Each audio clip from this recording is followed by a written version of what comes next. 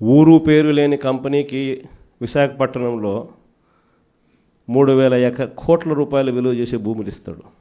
ఏదో ఉర్సా అంట కంపెనీ పేరు. ఇంద్రనైనా ఈ ఉర్సా అని చెప్పి చూస్తే ఊరు లేదు పేరు లేదు. వారు కట్టే కరెంటు బిల్లు ఏంది అని అంటే కనుక వాళ్ళు కట్టే కరెంటు బిల్లు ఒక ఇంట్లో ఒక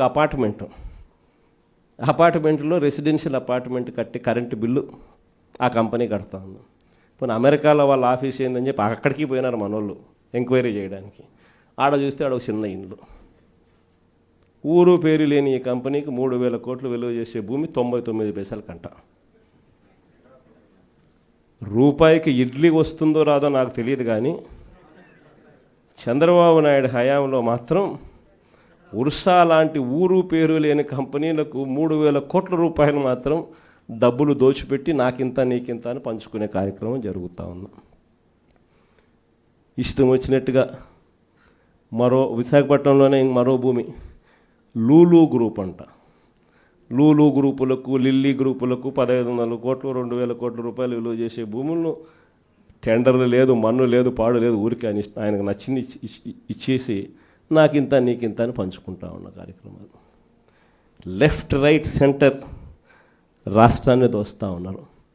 అమరావతిలో ఇవే టెండర్లు, ఇప్పుడు పిలిచిన టెండర్లు 2018లో ఇవే టెండర్లను పిలిచినప్పుడు చంద్రబాబు నాయుడు హయాంలో 5 ఏళ్ల కిందట వీటి విలువ 36,000 కోట్లు.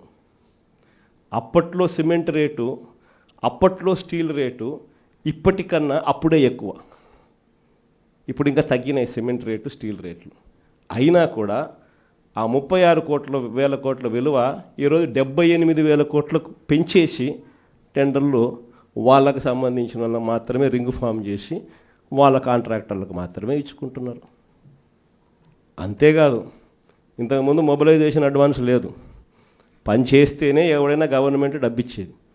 ఈయన వచ్చినాక మొబిలైజేషన్ అడ్వాన్స్ అని కొత్తగా మొదలుపెట్టాడు ఇయడం. అంటే 10% మొబిలైజేషన్ అడ్వాన్స్ ముందే ఇచ్చేస్తాడు, వాళ్ళ దగ్గర నుంచి 8% ఈయన తీసుకుంటాడు. లెఫ్ట్ రైట్ సెంటర్ రాష్ట్రాన్ని దోచేస్తూ ఉన్నారు. చేసిన అప్పులన్నీ ఎక్కడికి పోతూ ఉన్నాయి?